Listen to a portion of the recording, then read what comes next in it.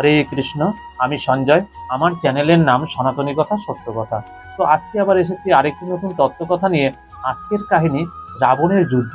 তো তাই নিয়ে আজকে আলোচনা করছি। শুরু করার আগে প্রথমেই বলি, আমার চ্যানেলে যারা প্রথম এসছেন তারা আগে ভিডিওটি দেখুন। যদি ভালো লাগে তাহলে অবশ্যই সাবস্ক্রাইব করে চ্যানেলের সাথে জুড়ে থাকবেন। ভিডিওটি স্কিপ করবেন না, সম্পূর্ণ ভিডিওটি দেখুন, অবশ্যই ভালো লাগবে। আর ভালো লাগলে লাইক কমেন্ট শেয়ার অবশ্যই করে দেবেন। আপনারা কমেন্ট করবেন এবং ভিডিওটি শেয়ার করবেন, যাতে আমার ভিডিও আবার নতুন করে কিছু করার আগ্রহ জাগে। তো আপনাদের কাছে এই অনুরোধ অবশ্যই রইল। আমি এখানে শুধু তত্ত্বকথা আপলোড করি এবং এছাড়া আমার আরেকটি ব্লগের চ্যানেল আছে। চ্যানেলটির নাম শর্ট সিঙ্গেল ব্লগ। ওখানে যাবতীয় ব্লগ দেখতে পারবেন। তো যাই হোক, কথা আর বাড়ালাম না, এখানে শুরু করছি আজকের ভিডিও। প্রহস্তের মৃত্যু শুনে রাবণ বললেন, এই শত্রুকে অবজ্ঞা করা চলবে না। আমি স্বয়ং গিয়ে তাদের বিনষ্ট করব। বিপুল সৈন্য নিয়ে রাবণ যুদ্ধযাত্রা করলেন। তার সঙ্গে ইন্দ্রজিৎ, অতিকায় মহোদর, কুম্ভ, নিকুম্ভ, নরান্তক প্রভৃতি রাক্ষসী বীরগণও চললেন। রাবণ অন্যান্য মহবল রাক্ষসদের বললেন, তোমরা লঙ্কার পুরোদ্বারে, রাজপথে এবং তোরণ সংলগ্ন প্রাসাদে নিঃশঙ্ক হয়ে অবস্থান করো। সকলেই আমার সঙ্গে থাকলে বানররা ছিদ্র পেয়ে পুরীতে প্রবেশ করবে। সচিবগণ পুরী রক্ষার জন্য চলে গেলে রাবণ বানর সৈন্যের মধ্যে প্রবেশ করলেন। রাবণকে লক্ষ্য করে সুগ্রীব বহু বৃক্ষ সমেত এক গিরিশৃঙ্গ নিক্ষেপ করলেন। রাবণ স্বরাঘাতে সেই গিরিশৃঙ্গ খণ্ডিত করলেন এবং অশনিতুল্য জ্বলন্ত বাণে সুগ্রীবের দেহ ভেদ করলেন। সুগ্রীবকে অচেতন ও ধরাশায়ী দেখে সুসেন, নল, গবয়, গবাক্ষ প্রভৃতি শৈল নিয়ে রাবণকে আক্রমণ করতে গেলেন। কিন্তু রাক্ষসপতির তীক্ষ্ণ স্বরে তারা আহত ও বিতরিত হলেন। তখন লক্ষ্মণ যুদ্ধে অবতীর্ণ হবার জন্য রামের অনুমতি চাইলেন। রাম তাকে আলিঙ্গন করে বললেন, রাবণের পরাক্রম আশ্চর্য। তুমি তার ছিদ্র লক্ষ্য করে যুদ্ধ করো এবং চক্ষু ও ধনু দ্বারা আত্মরক্ষায় অবহিত থেকো। রাবণের সরবর্ষণে বহু বানর বিনষ্ট হচ্ছে। এই দেখে হনুমান তার রথের কাছে গিয়ে বললেন, তুমি দেব, দানব, গন্ধর্ব, যক্ষ, রাক্ষসের অবদ্ধ, কিন্তু বানরের কাছে তোমার ভয় আছে। আমি এই পঞ্চাঙ্গুলি যুক্ত দক্ষিণ হস্ত উদ্যত করছি। এর দ্বারাই তোমার দেহ থেকে আত্মা বার করে নেব। আমি তোমার পুত্র অক্ষকে বধ করেছি, তা স্মরণ করো। এই কথা শুনে রাবণ হনুমানের বক্ষে চপেটাঘাত করলেন। প্রহার বেগে হনুমান কিছুক্ষণ অস্থির হলেন। তারপর প্রকৃতিস্থ হয়ে সক্রোধে রাবণকে চপেটাঘাত করলেন। ভূমিকম্পের নয় পর্বতের মতো বিচলিত হয়ে দশানন বললেন, সাধু সাধু বানর, তুমি আমার শ্লাঘনীয় প্রতিদ্বন্দ্বী। হনুমান বললেন, রাবণ, তুমি এখনো জীবিত আছো? আমার বীর্যকে ধিক, নির্বোধ, এখন গর্ব ত্যাগ করে আমাকে প্রহার করে দেখো, তারপর আমার মুষ্টি তোমাকে জমালয়ে পাঠাবে। রাবণ ক্রোধে অধীর হয়ে হনুমানের বিশাল বক্ষে বেগে মুষ্টি প্রহার করলেন। হনুমানকে বিহুবল দেখে রাবণ নীলের কাছে গিয়ে যুদ্ধ শুরু করলেন।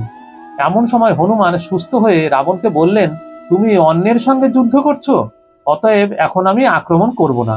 নীল তখন ক্ষুদ্র দেহ ধারণ করে রাবণের ধ্বজ শীর্ষে ধনুর অগ্রে কিরীটের উপর বিচরণ করতে লাগলেন।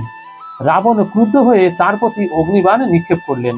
নীল জানুতে ভর দিয়ে ভূমিতে অচেতন হয়ে পড়লেন। তখন রাবণ লক্ষ্মণের দিকে অগ্রসর হলেন এবং উভয়ে স্পর্ধাবাক্য বলে পরস্পরের প্রতি স্বরক্ষেরণ করতে লাগলেন। অবশেষে রাবণ স্বয়ম্ভু প্রদত্ত অনল সংকাশ ভয়ঙ্কর শক্তি অস্ত্র নিক্ষেপ করলেন। লক্ষ্মণ মধ্যপথে বাণ দ্বারা প্রতিহত করলেন, তথাপি সেই অস্ত্র তার বক্ষে পতিত হলো। তিনি বিহুবল হয়ে ভূমিতে পড়ে গেলেন। রাবণ তাকে ভুজদ্বয়ে বেষ্টন করে তুলতে গেলেন, কিন্তু পারলেন না, কারণ তিনি সেই সময় লক্ষ্মণ স্মরণ করলেন যে তিনি বিষ্ণুর অংশ। তখন হনুমান দ্রুত বেগে গিয়ে রাবণের বক্ষে বজ্রের ন্যায় মুষ্টি প্রহার করলেন। রাবণ ঘূর্ণিত হয়ে সংজ্ঞাহীন হয়ে পড়ে গেলেন। তার মুখ, চক্ষু ও কর্ণ দিয়ে রক্তস্রাব হতে লাগলো। হনুমান লক্ষ্মণকে দুই হস্তে তুলে রামের কাছে নিয়ে গেলেন। শক্তি অস্ত্র লক্ষ্মণকে ত্যাগ করে রাবণের সাথে যথাস্থানে ফিরে গেল। ক্রমশ রাবণ সংজ্ঞালাভ করলেন। লক্ষ্মণ সুস্থও হলো। রাবণ পুনর্বার সরবর্ষণে বানর সৈন্য বধ করছেন, এই দেখে রাম স্বয়ং তার সঙ্গে যুদ্ধ করতে ইচ্ছা করলেন। হনুমান বললেন, গরুরের পিঠে বিষ্ণুর ন্যায় তুমি আমার পিঠে আরোহণ করে রাবণকে শাসন করো। রাম হনুমানের পৃষ্ঠে উঠে ধনুতে বজ্রতুল্য টঙ্কার করে রাবণকে বললেন, রাক্ষসরাজ থাম থাম, আমার অনিষ্ট করে তুমি কোথায় গিয়ে রক্ষা পাবে? ইন্দ্র, যম, ভাস্কর স্বয়ম্ভু, বৈশ্বানর, শঙ্কর, যার কাছেই যাও তোমার নিস্তার নেই। তুমি লক্ষণকে শক্তির আঘাতে পীড়িত করেছ। আমার স্বরে তুমি পুত্র পৌত্র সহ সমরে বিনষ্ট হবে। হনুমানের পুষ্টি প্রহরে সমরে বিনষ্ট হবে। হনুমানের পুষ্টি প্রহার স্মরণ করে রাবণ তাকে অগ্নিশিক্ষা তুল্য স্বরে বিদ্ধ করলেন। রাম ক্রুদ্ধ হয়ে রাবণের রথ, অশ্বসারথে শূল ও খড়গ ছেদন করে তাকে বক্ষে শরাঘাত করলেন। রাবণ মোহগ্রস্ত হলেন, তার হাত থেকে ধনুক পড়ে গেল। রাম তখন অর্ধচন্দ্র বাণে তার উঙ্খল কিরীট ছেদন করে বললেন, আগে শ্লোকটা আপনাদের বলে দিই। কৃতঙে তয়া কর্ম মহৎ শুভীমং হত প্রবীরশ্চ কৃতস্তয়াহং তস্মাৎ পরিশ্রান্ত ইতি ভাবস্য ন তং শরৈ মৃত্যুবশং নয়ামি প্রবিশ্য রাত্রিঞ্চ রাজ লঙ্কাম আশম্ব নির্যাহি রথি সাধান্যি তদা বলং প্রেক্ষসি মে রথস্থ। অর্থাৎ তুমি ভীষণ যুদ্ধ করেছ, আমার অনেক বীর যোদ্ধা তোমার হস্তে নিহত হয়েছে।